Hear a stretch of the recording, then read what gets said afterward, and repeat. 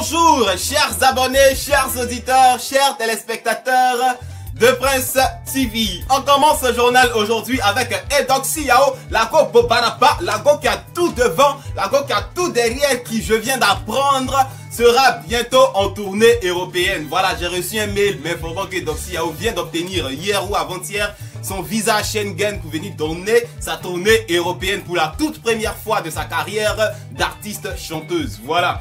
Alors, le visa est clair, Edoxy Yao a le droit de tourner pour ses prestations en Europe du 17 juin au 1er août 2019. Donc, Edoxy Yao, on t'attend. En tout cas, Edoxy Yao, entre elle et moi, il y a un riz couché. Voilà, parce que 2015-2016, je crois, j'étais encore à Abidjan aux deux plateaux, les Oscars, et puis je passais devant une salle de gym, je vois Edoxy Yao qui est arrêté avec deux personnes. Le truc est là comme ça, on peut monter dessus même pour cueillir papaye, pour cueillir mangue.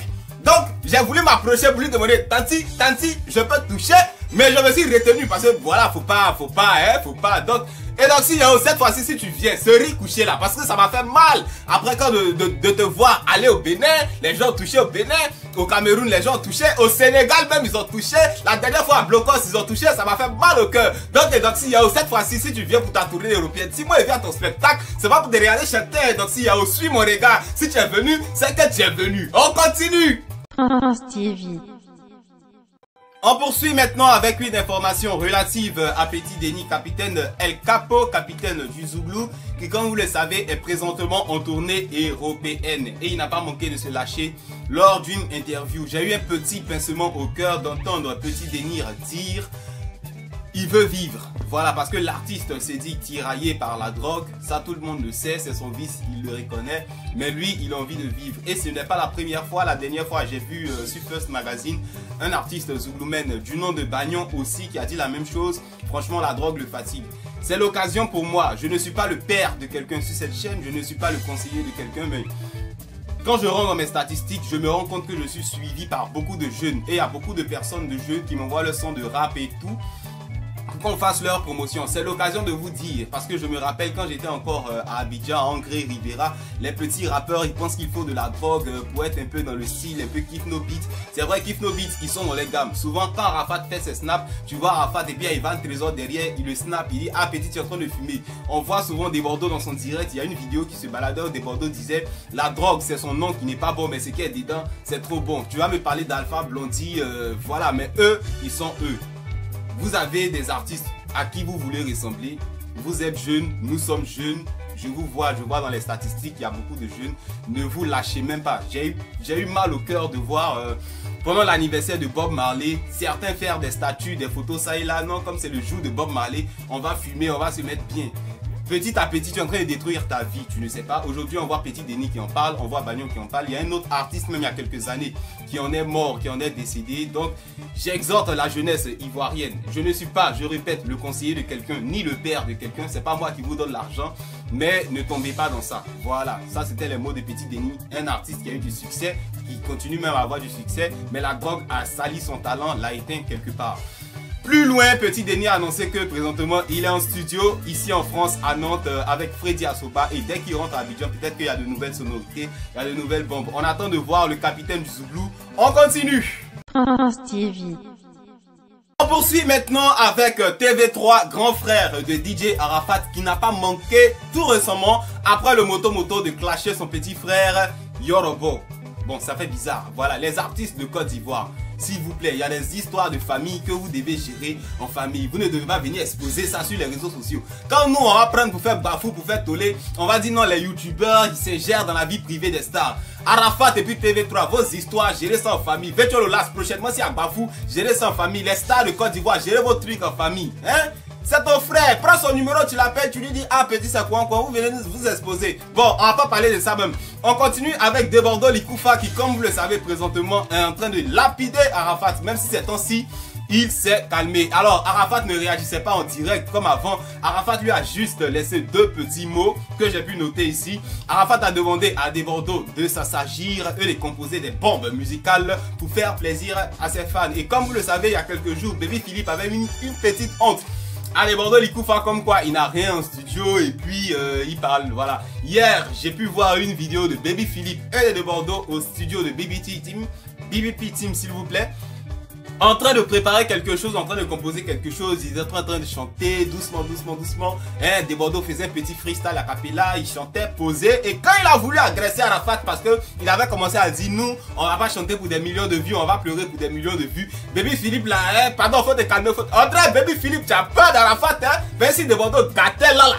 Arafat avait dit, ah, donc Desbordeaux quitte chez lui, venir gâter dans toi, ton studio, et puis tu le soutiens, c'est toi qui joues la guitare.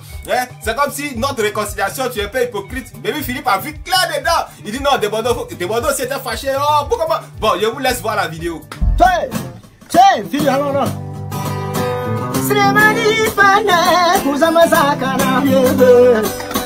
Le 31 juin, Emmanuel Gouba arrive. Voilà Zaga, Zaga, Zaga Bambo, Mbembe Filibo. 31 juin, on va fermer les bouches. Pas besoin de millions de vues. Pas besoin de vous derrière les vues. Pas besoin, on vit le Voilà, comportement d'Arafat est trop bizarre ces temps-ci là. Si tu t'affichais quelqu'un, ou bien c'est bizarre quoi, tu as rié quelqu'un, tu as eu problème. Baby Philippe a fui dedans, il s'est maintenu. Toujours est-il qu'on attend Desbordeaux Likoufa le 30 juin. Je sais que c'est un artiste capable, l'artiste le plus talentueux du coupé décalé, ça va se savoir. On continue. Prince TV. On poursuit maintenant avec l'information première de la miniature, l'information première du titre de cette vidéo. De ce journal, Ariel Chéné devance DJ Arafat. Alors, comme on a pu le constater tous sur les réseaux sociaux, sur Instagram précisément, le compte Insta d'Ariel Chéné, il a annoncé il y a quelques jours que voilà, il a laissé voir une petite vidéo orientée vers le cinéma, nous montrant que voilà, il est devenu acteur ça et là. Et beaucoup ont groupé sur l'information, commencé à dire que Ariel Chéné a son propre film et que Ariel Chéné va jouer dans un film. Bon, pour ma part, j'ai pas voulu sauter sur cette petite vidéo pour me faire... voilà, je suis allé prendre des informations à qui de droit. D'abord, ce n'est pas le film à Ariel Chéné, il est plus ou moins l'acteur principal. Il joue le rôle du bad boy et ce n'est pas un film, c'est une série. Il y a différence, il y a nuance entre film et série, c'est pas pareil. Alors, comme je le disais un peu plus tôt au début de cette allocution, Chéné devance Arafat parce que rappelez-vous, c'est Arafat qui est le premier artiste coupé décalé. Hein. On aurait cru qu'il aurait de la musique au cinéma, joué un rôle. Rappelez-vous, en 2018, on a fait une vidéo dessus dans l'enfer de Gautama. Normalement, Arafat devait être le premier artiste. Hein. Voilà, déjà il allait jouer. C'est bon, Yoro, c'est trop Yoro. Mais Chéné est passé derrière lui. Il a déjà tourné ses scènes et bientôt tout sera sur vos écrans. Je ne peux pas vous donner des détails sur la série. Normalement, c'est confidentiel. Je ne sais même pas pourquoi Ariel Chéné s'est précipité pour mettre ça sur son compte Instagram. Mais ça va se savoir. Ariel Chéné a devancé Arafat. Maintenant, ça c'est le côté extra musical. Sur le plan musical maintenant, parce qu'il y a une bataille annoncée juste en décembre. Ariel Chéné, voilà, on le voit sur les réseaux sociaux. Sautez avec votre moto. Moi, je suis à côté, il y a une bombe qui arrive et on voit les extraits, ça et là, sur les réseaux sociaux. Ça va se savoir, tout ça, c'est le coupé décalé. On continue. Prince TV.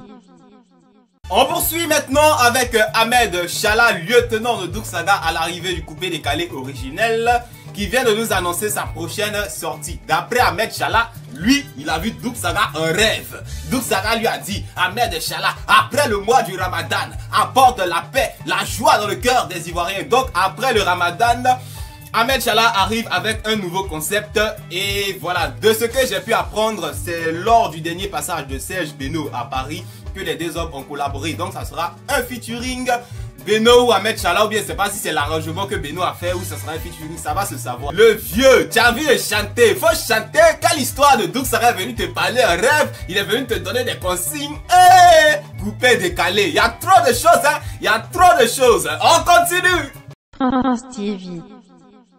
On termine ce journal maintenant avec une fake news qui ne fait que s'enfler sur les réseaux sociaux, sur internet en général. J'ai checké un peu, j'ai vu de grandes pages ivoiriennes relayer cette information, j'ai eu mal au cœur, franchement, c'est n'importe quoi. Alors, il est dit partout que Arafat est poursuivi ou serait poursuivi en justice par Fally Ipupa du Cap La Merveille à cause du moto. C'est archi faux, c'est complètement faux. Dès que l'information même a explosé sur Instagram, Fally avec son propre compte, hein, son compte original, son premier compte, son vrai compte, c'est pas un compte fan, c'est pas un compte à côté, lui-même son vrai compte est venu démentir cette information fake news, n'importe quoi. Je comprends pas pourquoi des pages ivoiriennes fleurissent, nourrissent, développent cette idéologie. Vous pensez que Fally a du temps pour ça? Fally, il est trop loin. Fally, il fait des tournées mondiales, des tournées américaines, des tournées sud-américaines. Il va faire quoi avec truc? Et puis quand Fally même a un problème juridique, c'est même pas lui-même qui gère. Ce sont ses avocats en train de dire que ouais, Fally a pris connaissance, Fally a pris conscience, il a décidé de poursuivre. Arafat, c'est son petit. Fally n'a pas de temps pour poursuivre Arafat. Arrêtez de mentir aux gens. Voilà, il n'y aura rien. Arafat, va être en moto, continue de conduire. C'est tout pour ce journal. Merci à ceux qui sont restés jusqu'à la fin. À bientôt sur notre chaîne pour de nouvelles, pour de prochaines éditions. Au revoir.